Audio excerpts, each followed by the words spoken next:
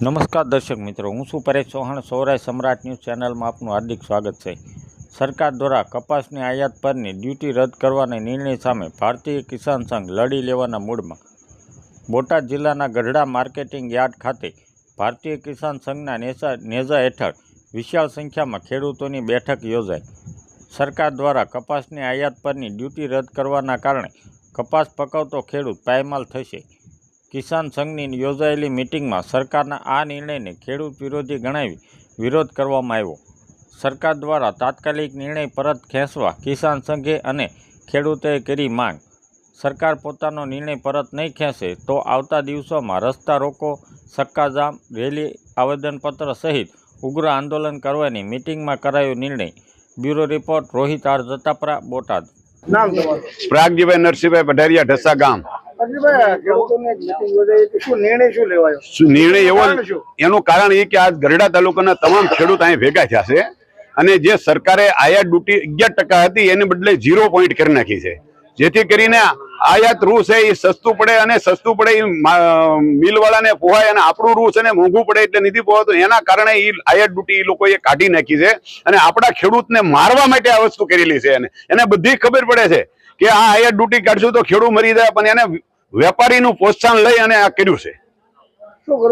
હવે શું કરવું જોઈએ? હવે આપણે આંદોલન કરવાની જરૂર છે. આ અમે જે માગ્યું છે કે ભાઈ તમે જે હતી એ ટકા એથી ડબલ ડ્યુટી નાખો. જેમ અમેરિકાએ ટેરિફ 50% નાખ્યું એમ આપણે અહીંયા ડબલ કરો, 11 ના 25 કરો, પણ તો જ આપણું રૂ આપણે ખેડૂતને ફાયદો થાય. માનો કે સરકાર સામું નહીં જોવે તો આંદોલન કરવામાં આવશે, મોટે રસ્તા રોકો આંદોલન કરવામાં આવશે. પરિચય તમારો?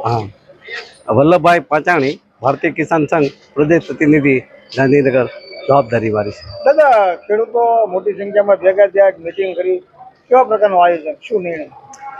સરકારની સામે જે રૂની આયાત કરી છે, કોઈ પણ સંઘે ડ્યુટી ન ઘટાડે તો અમારું આંદોલન સતત ચાલુ રહેશે. એટલું જ નહીં પણ હું સૌરાષ્ટ્રના ખેડૂતોને પણ જગાડીશ. એટલા માટે મારી જવાબદારી, મેં સૌરાષ્ટ્ર ઝોન 11 જિલ્લાની જવાબદારી વીજળી બોર્ડનો સંભાળતો હતો. મેં પ્રફુલભાઈ સાથે મેં 20-30 વર્ષ સુધી આ કામ કર્યું છે, એટલે ખેડૂતો મોટાભાગે મને સૌરાષ્ટ્ર ઓળખે છે. હું પ્રચાર કરીશ અને સરકાર અમે આંદોલન કરીને ડ્યુટી ઘટાડે પાડશે કોઈ પણ જગ્યા. અને ગામડે ગામડે નહીં પણ એક તાલુકાની, દરેક તાલુકાની એકી સાથે આંદોલન શરૂ થાય રસ્તા રોકવાનું, જો સરકાર નહીં માને તો. ડ્યુટી વધારે છે જેથી ખેડૂતોને કેવા પ્રકારનું નુકસાન? હા, ડ્યુટીનો જે વધારો કર્યો છે, હા, તો ખેડૂતોને નુકસાન શું? ભાવ મળે નહીં ને, અને મજૂરીના ભાવ કેવા છે? 400-500 રૂપિયા મજૂર મળતો નથી. પેલી વખતે જે મજૂર મળતા નથી, સરકારને એ ધ્યાન રાખવું છે. એની માટે કોસ્ટ લેબર કેટલું ચડી ગયું? લેબર તો જોવે. લેબરની અમે ખેડૂતને કઈ વધવાનું નથી. અત્યારે કદાચ સરકારે અત્યારે કપાના 1500 રૂપિયા મળ્યા નહીં, 2000 રૂપિયા ભાવ કપાનો મળવો જોઈએ. ખેડૂતને કઈ વધતું નથી. દવાના એટલા બધા ભાવ વધ્યા છે, ખાતરના ભાવ એટલા બધા વધારે એ વધારે જાય છે. તો અને હોનાના જે થયા, જો 1.5 લાખ રૂપિયા હોનાના થયા હોય, 10 મણ ઘઉં વેચતા ને મેં તેથી 1 તોલો હોનું આવતું હતું. આજે 10 મણ ઘઉંમાં 1 તોલો હોનું મળે. સરકારને એ ધ્યાન રાખવું જોઈએ. ઇન્ટરનેશનલ ભાવ હતા એ પ્રમાણે ખેડૂતને એની જણસના ભાવ મળવા જોઈએ. અને ત્યાં બેઠા દિલ્હીમાં શું કરે? મેં આવું એટલે 3 વખત દિલ્હી સંભળાવી છે વાત. મારી કાર્યાલયને દિલ્હીમાં RSSના વાત સંભળાવી છે મેં, અને મારો વિડીયો દિલ્હી પહોંચ્યો પડ્યો. અને મોદી મારે કેટલાય વર્ષોથી ભાવનગર મહારાજા શિવા બાપા અને મેં હારે મિટિંગમાં વર્ષોથી મોદી મારે બેસતા હતા. આખરે તમારી માંગ શું ખેડૂતોને? ભાવ ઘટવા જોઈએ, ખેડૂતના પોષણક્ષમ ભાવ મળવા જોઈએ. અમારો માગ છે, અમારો ધ્યેય છે ખેડૂતને પોષણક્ષમ ભાવ મળવા જોઈએ.